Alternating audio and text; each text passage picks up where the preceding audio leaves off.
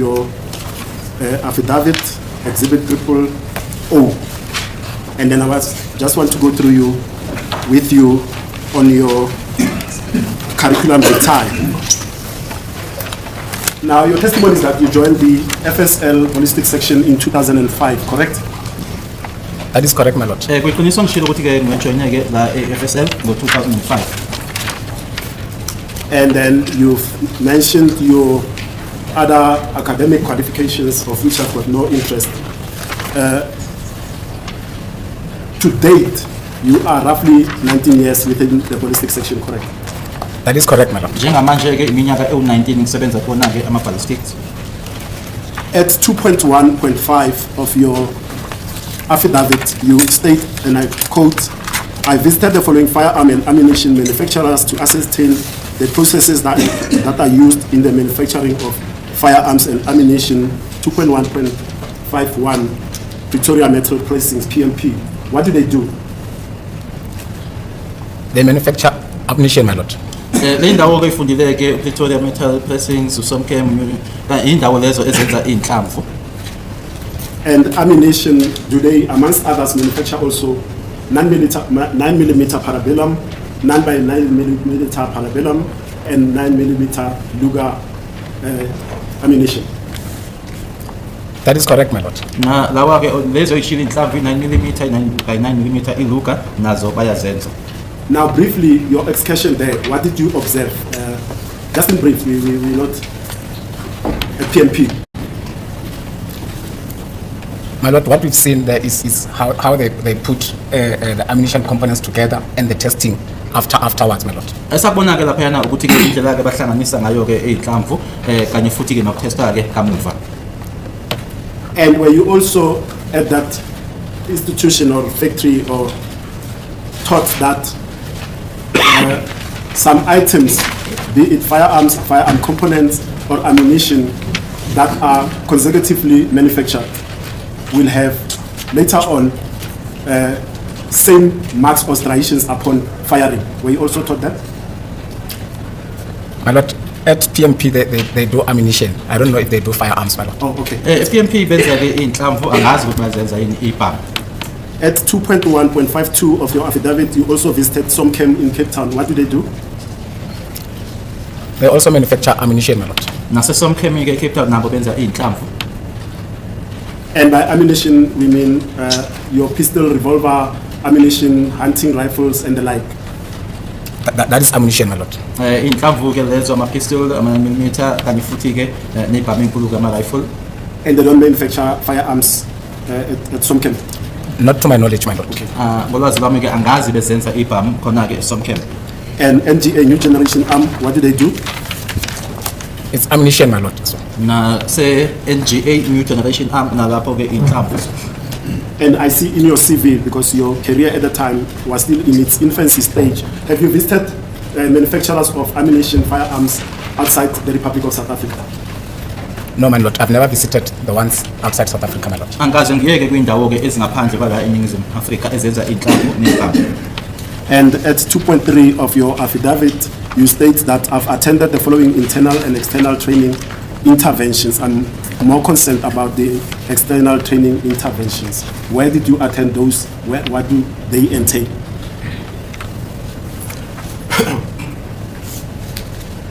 My lord, 2.1.6.1 to 2.1.6.4, my lord. Those were provided by an external provider, my lord. Uma ubheka ke umele uthi ke la ku2.3 la ushoyo ke khona ukuthi uqeqeshiwe ke ngaphakathi nangaphandle ke ngifuna ukwazi ke lezi ezangaphandle ke maphendula ke uthi uma ubheka ke kuyena ke u2.1.6.1 kuyogcina ke kuyena 2.1.6.4 ilezo ke echazayo ukuthi la engaqeqeshelwa khona ngaphandle kwasesiphoyiseni. Yes, that external service provider, who is that, and when did you attend those interventions that you told them? My lord, the ones that I've mentioned, I've attended them between 2012 and 2018. And the external provider was Bevel, Gardner and Associates. Ilezi enkhuluma ngazo ke phakathi kwa2012 no2013 futhi ke sayinikezwa noma zazenziwa yena ke Bevel, Gardner and Associates. And did you go to Bevel Gardner in the United States, or did they send trainees and workshop presenters here? No, they've sent them here, my lord. Ingaba wena waya ke eAmerica noma ke bona ke bathumela abantu la babethumele abantu khona la. And then at 2.4 of your affidavit, you state that you were declared competent and proficient in the forensic ballistic examination. And I believe yesterday you said this was in 2009. Is that correct? That is correct, my lord. Kwakungo 2009 ke manje sengiqedile ukwenza konke ke lokhu la kusho ke khona ukuthi manje sengikulungeleke ukuthi umsebenzi lowo wokuhlola ke wona ama forensic ballistics ngawenza. Now, by being declared competent and proficient, the word proficiency, do you take any proficiency tests before you are declared to be now a forensic ballistic examiner?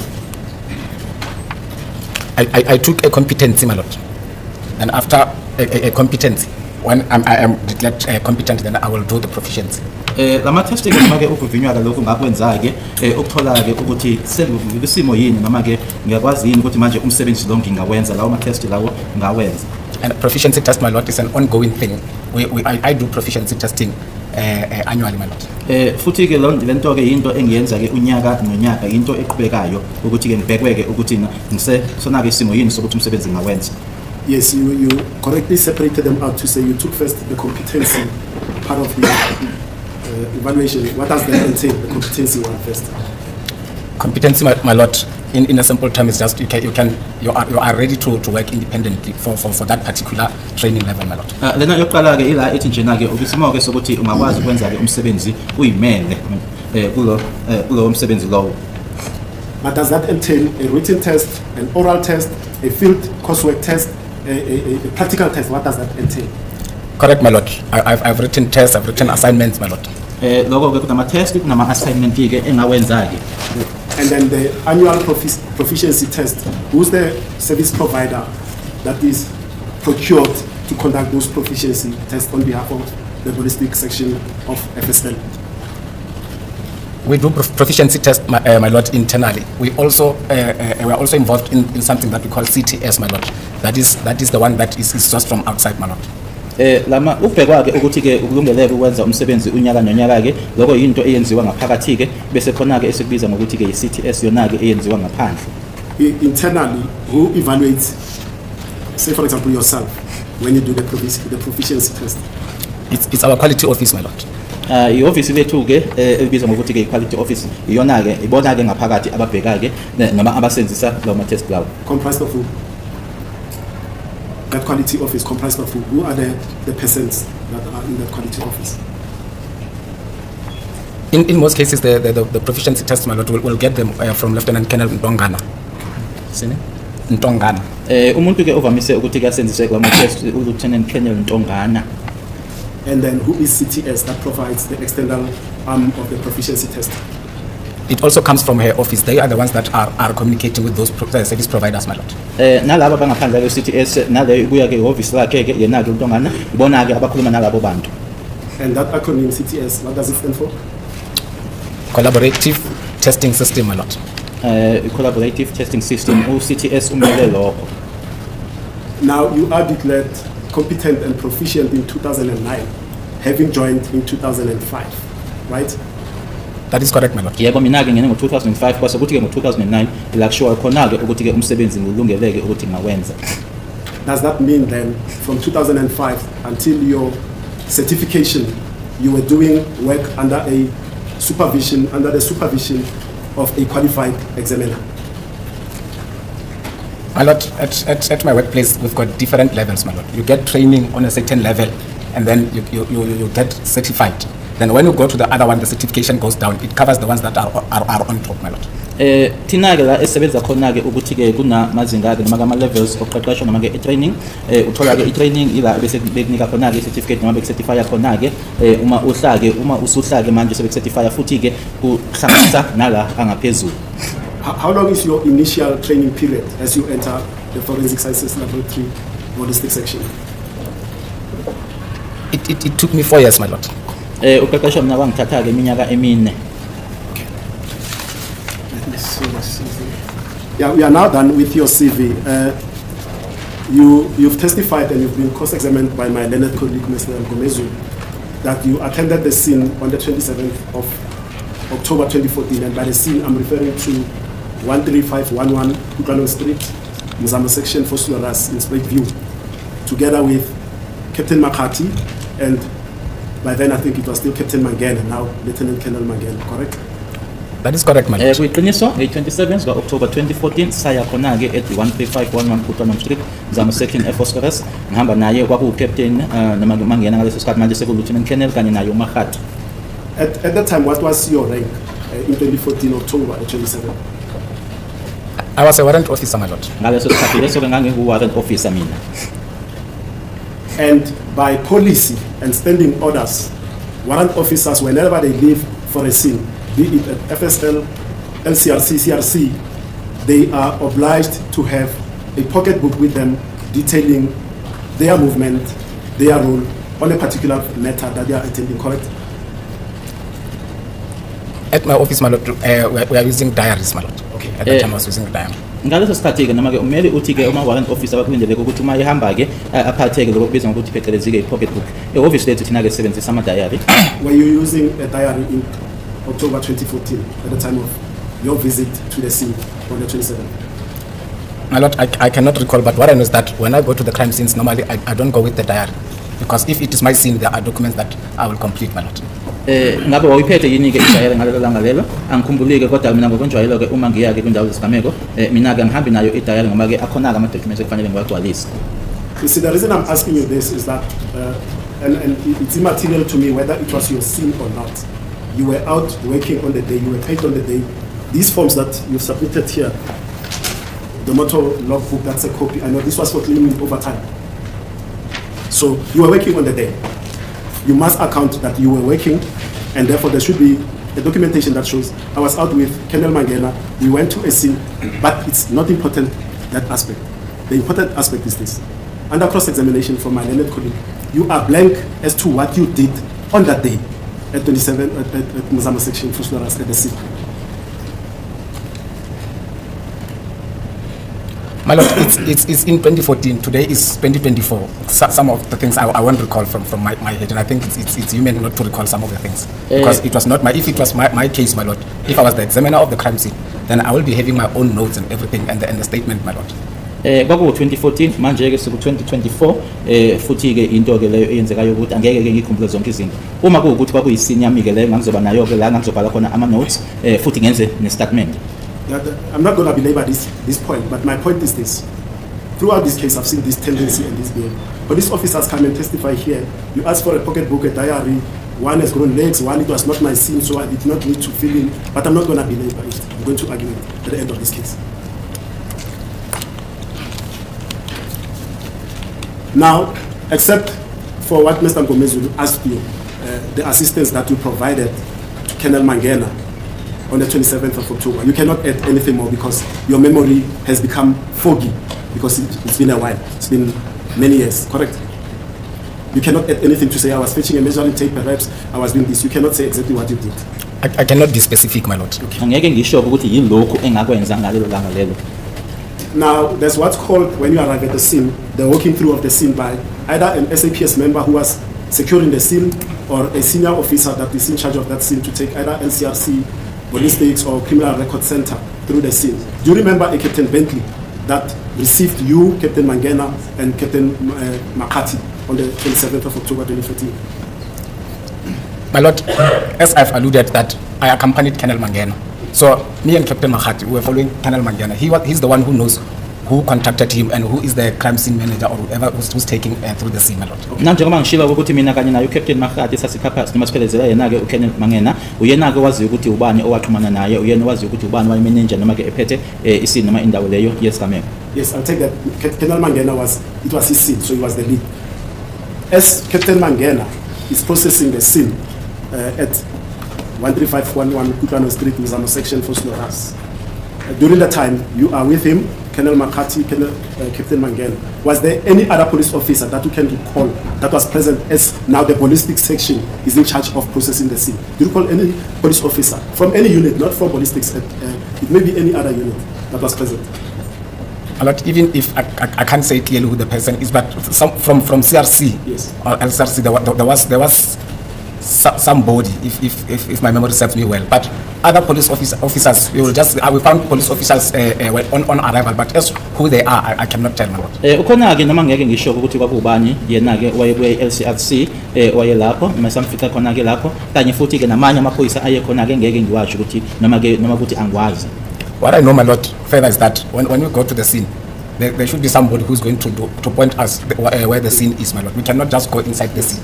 Kunye futhi engikwaziyo ukuthi uma sesiya kwindawo yesigameko kufanele ukuthi abe khona-ke umuntu ozositshengisaya-ke indawo leyo yesigameko noma-ke iscene angeke sifane nje thina sivele nje siyingenele. Yeah, that I've already said. There must be either an SAPS member, uniformed, or a senior officer that is in charge of the scene that will take you through the walkthrough, whether it's taking LCRC, CRC, ballistics, DNA, whoever. But the question that I'm relating to, there's an officer who made a statement, Exhibit L1, and Officer ABA Sifularo Montwedi, who testified, not testified, who deposed to a sworn statement that he's from Provincial Investigative Unit at the time he was based there, and then that he attended the scene on the 27th of October 2014, and at some stage when the ballistic unit was busy processing the scene, he says the following, and I quote verbatim: Captain Mangena took exhibit of spent cartridge that was found on the door frame, and I close. That's the quotation. The statement has already been read in record in full. Did you observe that? Do you know this person, or did you see this person? Ebi Sifularo Montwedi. I don't know the person, my lord. Angimazi-ke lo ofundayo lapho uSifularo Montwedi. And that which he describes in his statement, or that he mentions in his statement to say he saw Captain Mangena removing a spent cartridge found on the door frame at the scene. Did you see that yourself? I did not see that, my lord. Uyasho ukuthi wabona-ke uCaptain Mangena esusa-ke igobolondo elisetshenzisiwe-ke umnyango uthi cha angikaze ngikubone lokho noma ngizange ngikubone lokho. Perhaps you had gone to fetch the measuring tape.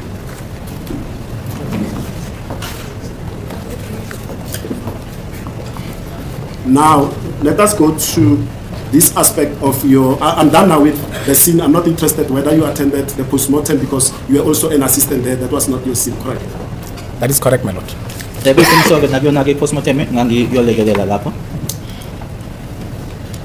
Now, let us start here. You are approached by Colonel Mangena on the 22nd of July, 2020 for an opinion, correct? That is correct, my lord. On the 22nd of July 2020, Colonel Mangena. What did he give you in order for you to finish him with an opinion? He gave me an exhibit bullet and test, my lord. And what else? Those are the things that he gave me, my lord. Did he not give you his case file as well? Those that the exhibit and test, he took them out from the case file, my lord. He was saving the case file.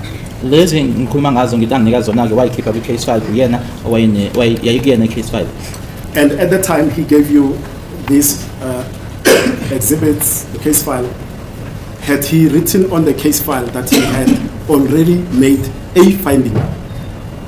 I did not see that, my lord. The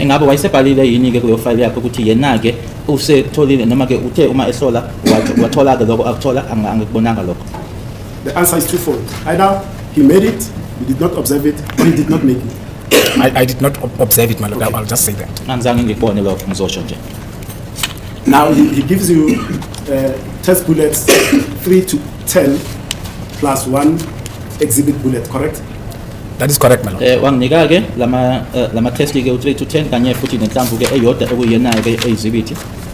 And your testimony is that firstly you then compare 3 exhibits 3 to 10 intra each other to familiarize yourself with the markings before you conduct a comparison, correct? That is correct, my lord.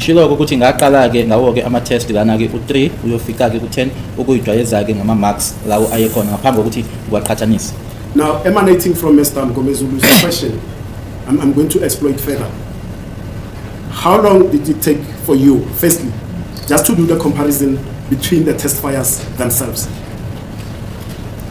My lord, I cannot specifically say it took me how long, because I was just checking the class characteristics and just to see what kind of marks are there, so that we must consider that if I'm checking those class characteristics, before I can go and check it against another bullet, I was just verifying that maybe there is another one that doesn't belong to that particular class. So if it doesn't, there's no need for me to put it in for comparison, my lord. Lana ke ngeke ngisho ukuthi kwakuyisikhathi esingakanani engasithatha uma sengibheka ama-test wona kodwa ke okunye futhi kufanele ke kubhekwe lana ukuthi uma ngibheka ke ama-test kodwa ngaphambi kokuthi ngiwaqhathanise ukubuka ukuthi ayikho yini engafanele ukuthi ibe lapho yona. No, that answer is disingenuous. I don't normally tell witnesses that. That answer is disingenuous. Colonel Mangena wouldn't give you exhibits and test fires that do not fit the class, because that will be an elimination from the onset. Therefore, he gave you the right class. In fact, let me pause here. Mr. Jonas, interpret, then I'll give you the background. No, finish. Okay. Let me give you the background to this, and I'm not going to delve it in particular whether, but Captain Mangena, firstly, he received 2 test fires, TB1, TB2, that Mr. Ngomezulu asked you about and he said you've never seen. Those 2 test fires were fired in February 2015 by Warrant Officer Rudolphson in relation to Cleveland 96 of 2015. That's a case of possession of suspected unlawful firearm. That's the background. Now, upon receipt of the exhibits in this case, he compares those TB1, TB2, and finds that they do not have sufficient marks for him to make a comparison because they are FMJs. And the exhibit bullet in this instance is a CMJ. Then upon being told that a firearm has been found somewhere that may perhaps be linked with this in Cleveland, he goes and fetches the firearm, and in order to validate his test, he says, I must fire bullets made of the same material as the exhibit bullet